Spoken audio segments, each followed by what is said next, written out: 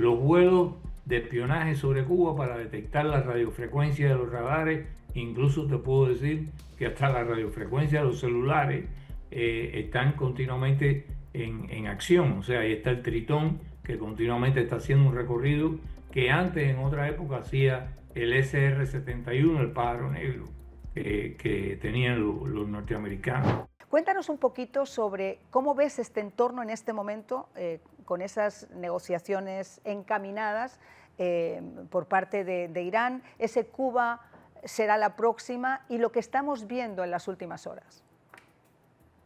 Bueno, en primer lugar, gracias de nuevo por la invitación y una felicitación especial para Elet, que realmente se la merece, porque la investigación que ella ha hecho es única. Yo me dedico a Cuba, por lo tanto estoy muy al tanto de todas las investigaciones. Estoy al tanto de todas las investigaciones que se hacen. Además nos juntamos todos, perdón que te interrumpa, Juan Antonio, nos juntamos todos, porque cuando esta investigación salió, todos a la vez, Mario Pentón, Juan Antonio Blanco, hay que buscar a Gelet, Gelet nos tiene que explicar qué es lo que está pasando. Bueno, ya la tenemos aquí y sí, comparto contigo que a veces las investigaciones se demoran, uno no sabe al final qué es lo que va a encontrar, pero creo que lo que Gelet ha encontrado es una piedra filosofal de cómo opera el castrismo. No, y es una piedra filosofal muy oportuna.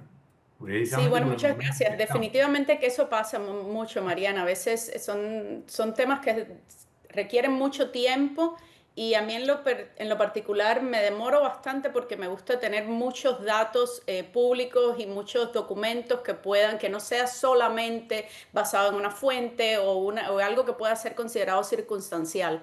Entonces, pero hay muchas personas también que ayudan detrás de todas estas investigaciones, hay muchas personas que también cooperan y te dan tips y entonces pues eso también va facilitando. Va haciendo el rompecabezas. Claro. Juan Antonio, te devuelvo la palabra, disculpa.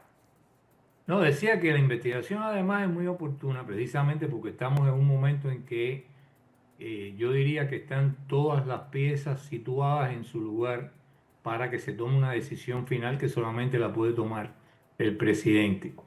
Y me voy a referir a eso en un momento. Y en el caso de esta investigación, eso ayuda a recordar que no es solamente un problema de amenaza regional y hemisférica, que es lo que más se ha manejado en el pasado reciente. Es un problema de amenaza global, porque además ha habido una vocación desde Fidel Castro hasta hoy por estar continuamente en contacto con los grupos más subversivos, más criminales, más terroristas en todas partes del mundo, desde el Chacal hasta los grupos de la OLP o los grupos terroristas más recientes que se han formado en el mundo ese palestino. Pero además hay que recordar que sí, Cuba comenzó metiendo una guerrilla en República Dominicana, en Panamá, en Guatemala, pero cuando vinimos a ver había tanques cubanos operando en el Sinaí y la gente de pronto dijo, pero ¿y esta gente qué hace fuera del hemisferio occidental? Y esa vocación ha ido creando toda esta serie de nexos peligrosos para la política y la seguridad de los Estados Unidos, no solo en el hemisferio occidental, sino en el mundo entero. Y hay una cosa que dejaré apuntado nada más, que es una asignatura pendiente de este país, que es el problema de la guerra biológica en Cuba. Desde que fueron equipados por los soviéticos, cosa reconocida hasta públicamente en un libro por el que era el director de guerra biológica en la Unión Soviética, de todas las cosas que le pasaron a Cuba para la producción de armamento biológico y su almacenamiento, y cada vez que hay un acuerdo con alguien para cooperar biológicamente, son acuerdos que tú dices, bueno, ¿qué hacen cooperando biológicamente con Corea, con Vietnam, con Irán, que había acuerdos de cooperación biológica? Y esa es una asignatura, repito, pendiente que se debe retomar en algún momento determinado. Ahora, yendo al problema actual, todas las piezas están en su lugar, María. Mira, no es solamente el problema militar. El problema militar, sí, aquí hay 3 portaaviones en la zona del Caribbean Basin. O sea, uno por allá que está en Luisiana, pero está el Iwo Jima y está el Nimitz, que es el que se está acercando a las costas, que es el encaminado directamente a ocupar ese lugar que ocupó en las costas también venezolanas. Exacto, pero tenemos tres, o sea, en el Caribbean Basin hay tres que pueden en cualquier momento interactuar.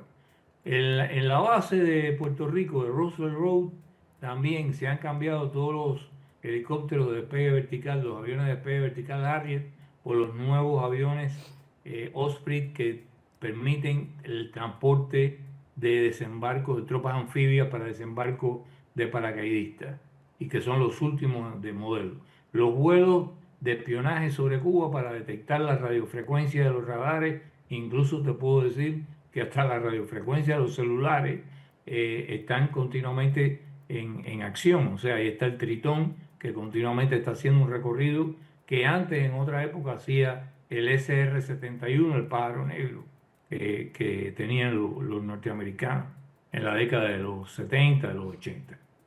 Todo, desde el punto de vista militar, todo eso está ahí. Desde el punto de vista de haber establecido las líneas rojas y haberle comunicado a la otra parte, como se hizo con Maduro, qué es lo que se espera de ellos y qué es lo que no se va a tolerar, también se estableció el diálogo a nivel del Departamento de Estado, el diálogo de la CIA y el diálogo muy interesante en la base de Guantánamo de el jefe del Comando Sur con el jefe de Estado Mayor de las Fuerzas Armadas, de la FARC, que es una reunión sin precedentes en la historia de esa base. O sea, sí hay un mecanismo regular de consulta entre el jefe de la base y el jefe del Ejército Oriental, pero nunca el jefe de Estado Mayor de la FARC con el jefe del Comando Sur de los Estados Unidos se había reunido en la base.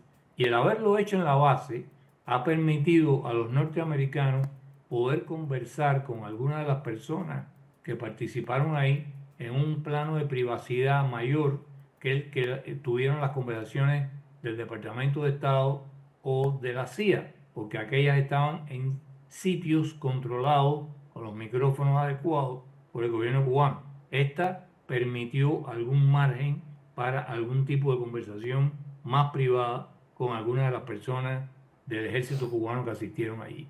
Pero además de eso, han cambiado la doctrina de lo que era antes el narcotráfico y el terrorismo, la han integrado en el concepto de narcoterrorismo y han situado el narcoterrorismo no solamente como un crimen policial, sino como un atentado a la seguridad nacional de los Estados Unidos.